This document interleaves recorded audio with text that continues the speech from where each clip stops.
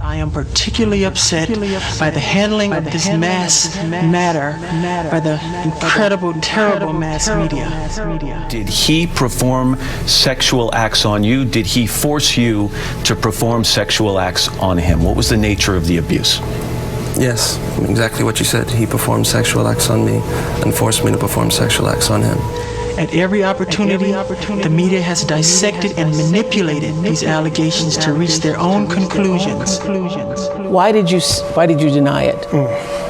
Because that felt like a great opportunity to say, well, yeah, some of the same things have happened to me. I did not testify out of thinking I was doing something good or knowing that what he did was bad. I was afraid of being caught.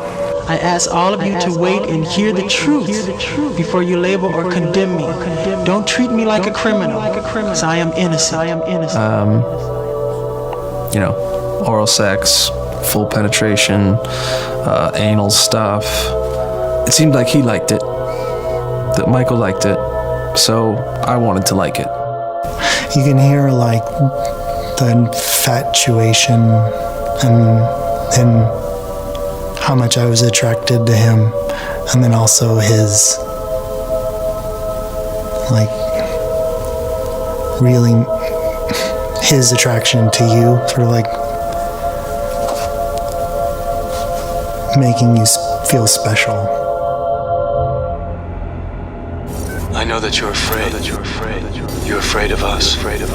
I don't know the future. I didn't come here to tell you how this is going to end. I came here to tell you how it's going to begin. The Neverland boy rumors, the surgery stuff, the being in his business, calling him a weirdo, and he couldn't do anything. He was a man that was full of joy, but he gave the joy to the world. Michael Jackson, from the time he was that big, did nothing but perform. Right. No life, no kid life, no nothing. Well, so to him, hurting a child, he'd rather hurt an adult if he was going to hurt somebody. He would never hurt a child. This is the last person in the world, because to him, they were the only people that understood him. Keep in mind that until a trial and until somebody has evidence, the nature of the evidence is what matters, not the seriousness of the allegation. Until somebody has some, you shouldn't believe a darn thing because you don't know. When you have somebody who's recognized as quite possibly the single most famous person in the world, and clearly the most recognizable person in the history of modern times. He's been treated like dirt. Michael was much more than a man of song and dance. Michael was a heart that beat for the love of humanity. All-time best-selling albums in history in the Guinness Book of World Records. Overnight, they called me a freak. They called me a homosexual. They called me a child molester. They said I tried to bleach my skin. They made everything to turn the public against me.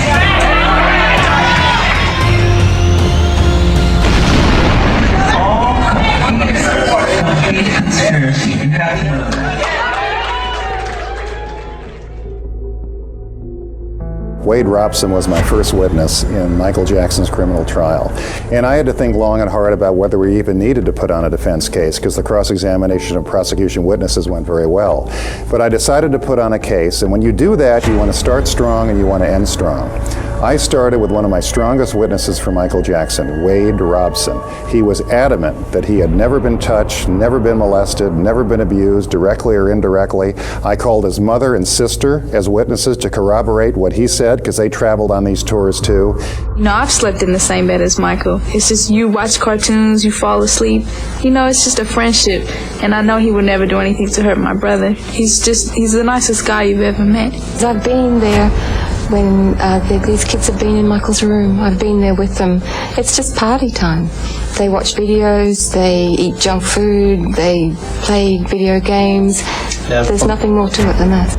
And to have him suddenly reverse course so radically years after Michael Jackson has passed away and can't speak up for himself is outrageous. But Wade Robson did swear under oath. Wade Robson, I put him on as my witness, and he was subjected to a withering cross-examination by prosecutor Ron Zonin from the Santa Barbara District Attorney's Office. I mean, Ron went after him, and Ron's a good prosecutor. He would not waver. He was adamant he was never touched.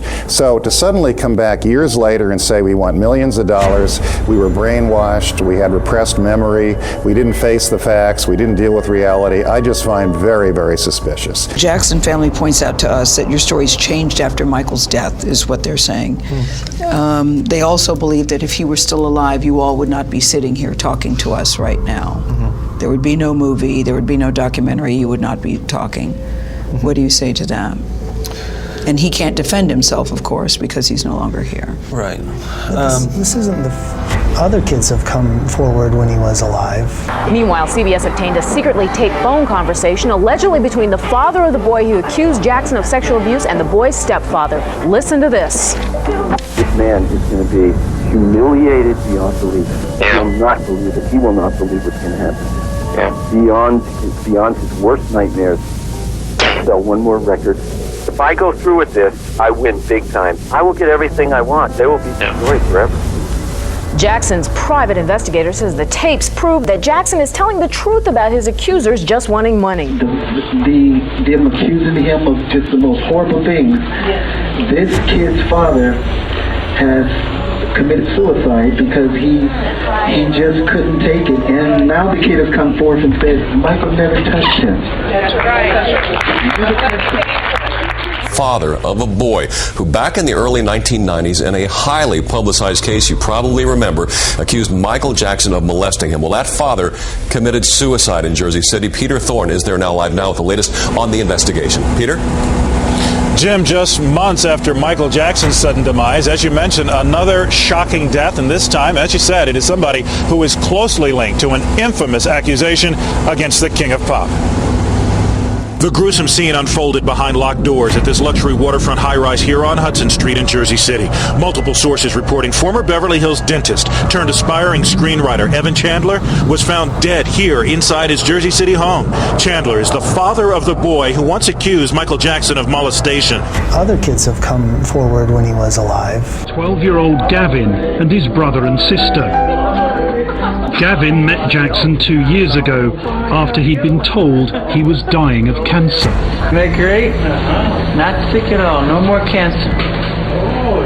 All gone. I told my parents to plan for his funeral because there was no chance. They told your parents to plan for his funeral. They told he wasn't gonna grow. He wasn't gonna be able to have kids. He had growth spurts during chemotherapy. I went from 4'10" to 5'4".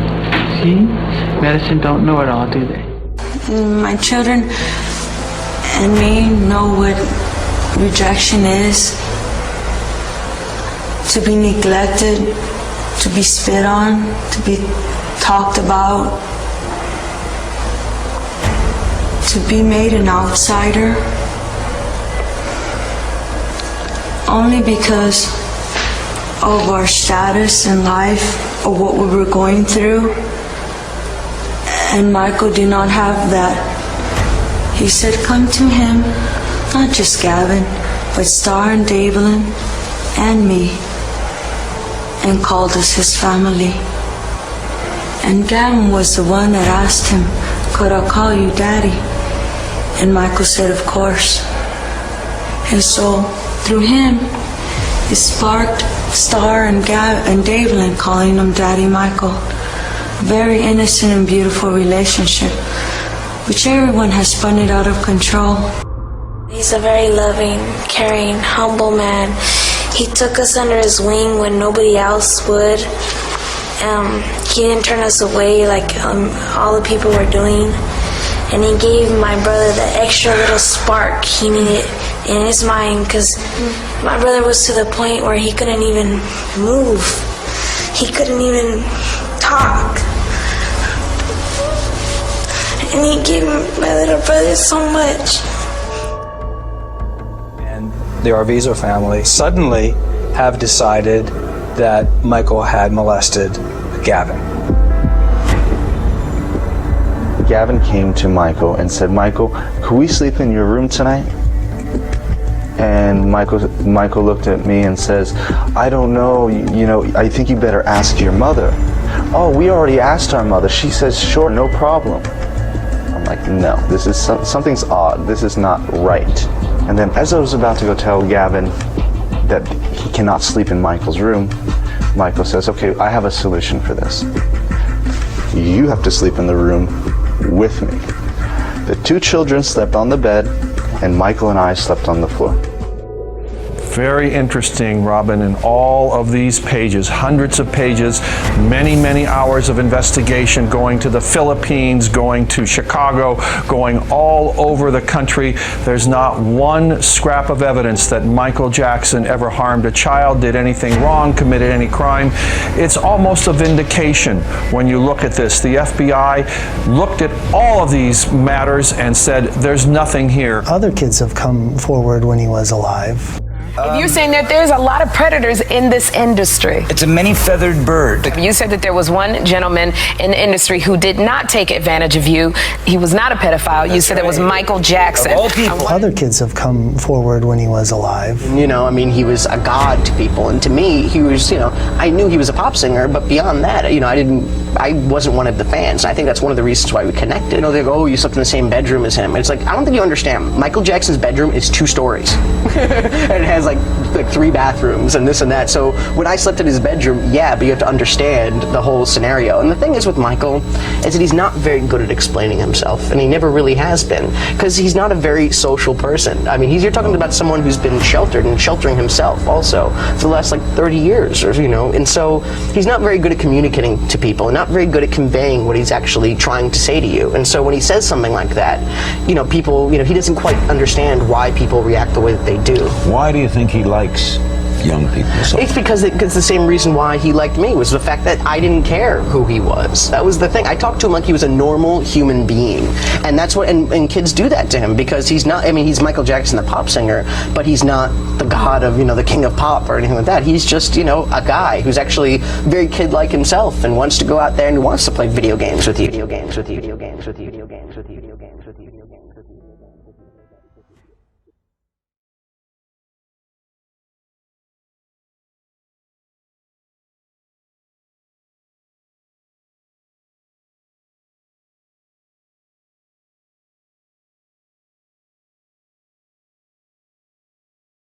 But they're saying you two in particular would not be coming out because your stories have changed, you defended him, and now you're telling a different story, and that if you were alive, you would not be doing that. My belief is that we'd still be doing this. Of course, some details may be different. Some details may be different. How you doing, Wade? Hey, why did you wait so long to come out about the story? You guys are here for me tomorrow. No more comment. Where are you going to talk about it? You say you can't talk to me about it now? Is it true that you're moving to Hawaii? So you have nothing to say, like, to fans who say that you're just doing this for money? Doing this for money? Doing this for money? I don't want to watch that Michael Jackson thing. We don't have any hard evidence that he was molesting kids, right? All we have is rumors. Well, here's the thing. And in court, he was acquitted. It just makes me sad. It makes me so sad. But it's also there's a lesson to be learned there in so many different ways. But one of the big lessons to be learned is that you never want to be that famous. That was my takeaway. When I was watching my girl, I go, can you imagine being that famous? And she goes, yeah, it's probably awesome. No, hold on. You know how we like to go to the mall, we like to go out to eat? That's gone. You can't do that anymore. Yeah, that's all gone. That's all gone. People would start a riot. They'll take that away from you. Yeah. Your normal life is not over. You just stay in your house. But that's why he developed an amusement park. Like, he made his house a fucking amusement park. They set this up for him to go grocery shopping. Wow. They had they emptied a grocery store and paid people to be shoppers so he could have the experience of what it's like to be normal. What? Going through like a Ralph's or whatever. Yeah.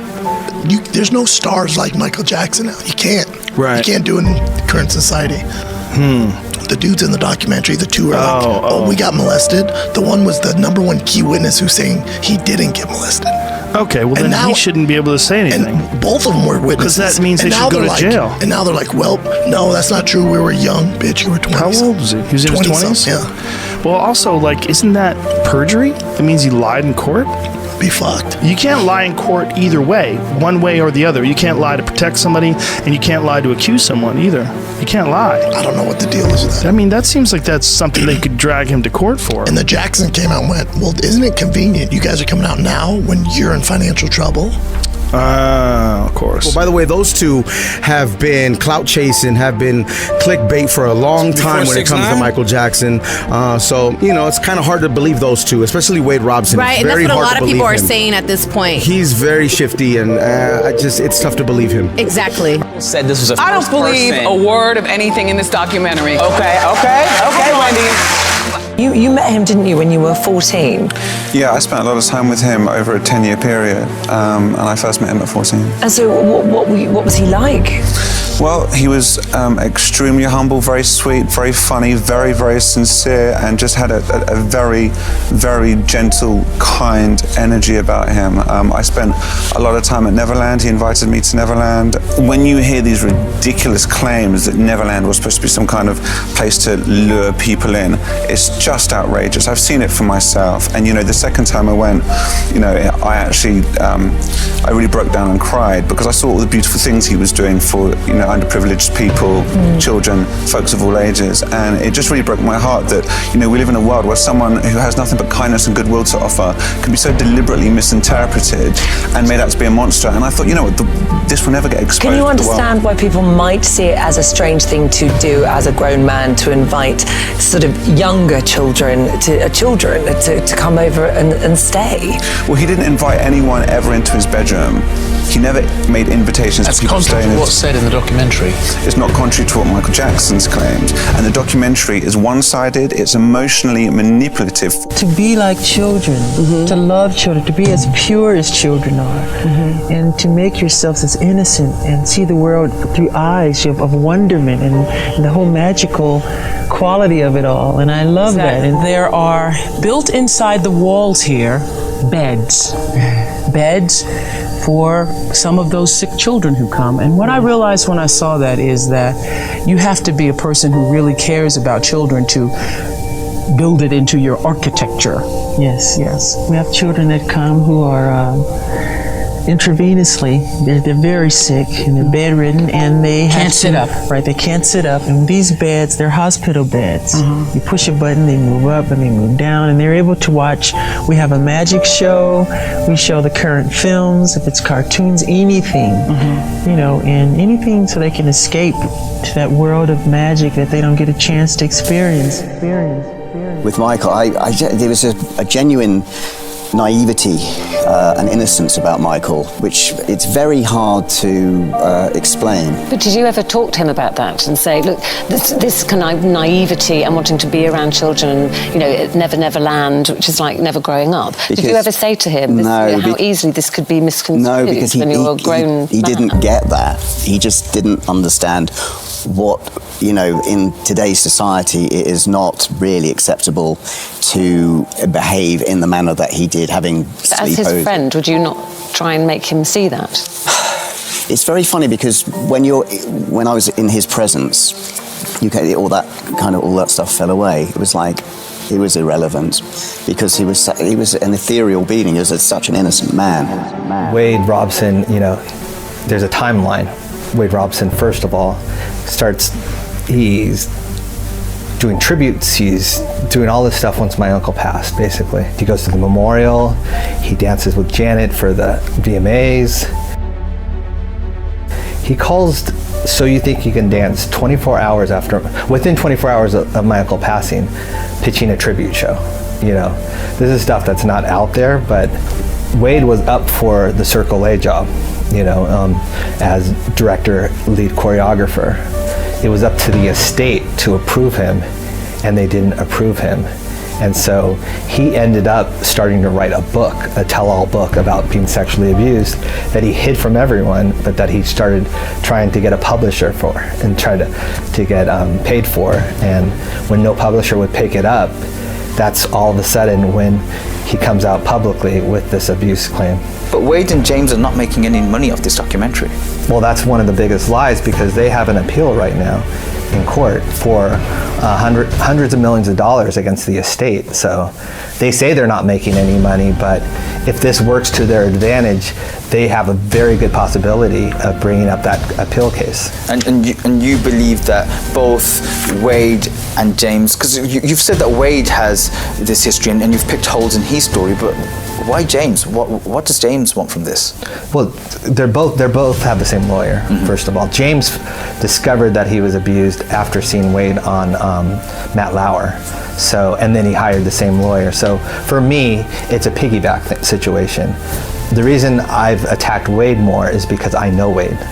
You know, I don't feel comfortable attacking someone that I don't know. He dated your cousin, was it? He dated my cousin for over 7 years, and it's really interesting because they left that out of the story, and he dated her during the time period that supposedly he's getting molested by my Uncle Michael, which I think is ridiculous, especially since my Uncle Michael was the one that basically brought them together. And so it throws off the whole narrative, you know, of Michael Jackson wanting him only for him, or Michael Jackson taught him to hate women. Well, he introduced him to Brandy. He basically set them up.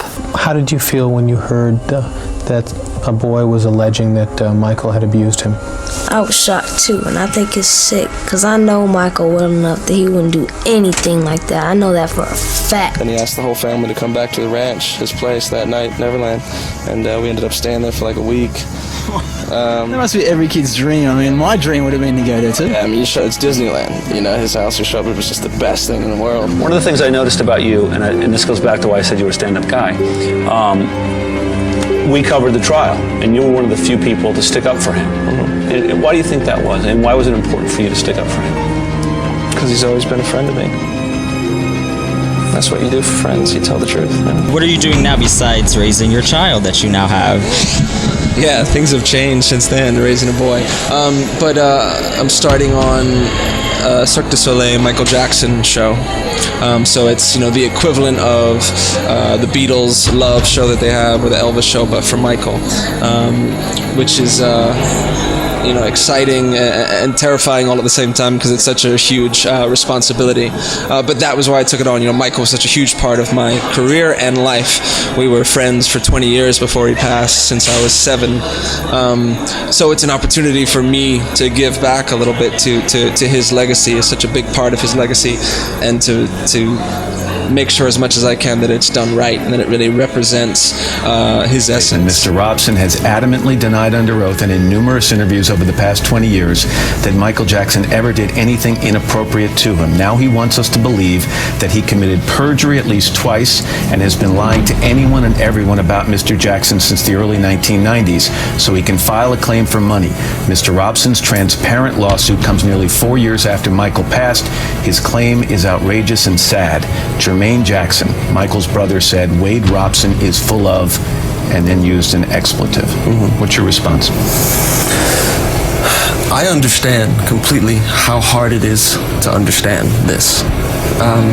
That being said, you're going to be accused. You're going to say you defended Michael Jackson while he was alive because he was good for your career, and now that he's gone, there's an opportunity here to sue his estate. He can't defend himself and get money.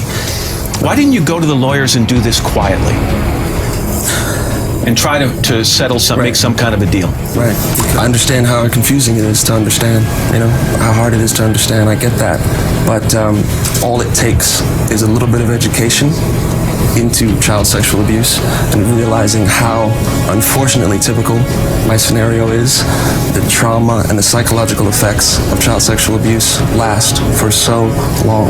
You know, I had no understanding of this until up to just over a year ago, and I'm just at the beginning of my healing process. I'm sure I'll be dealing with this for the rest of my life.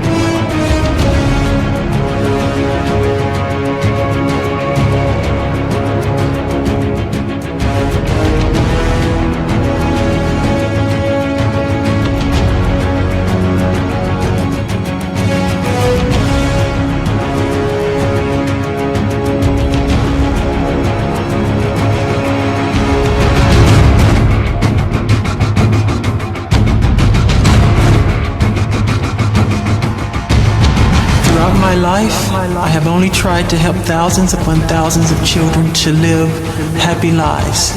It brings tears to my eyes when I see any child who suffers.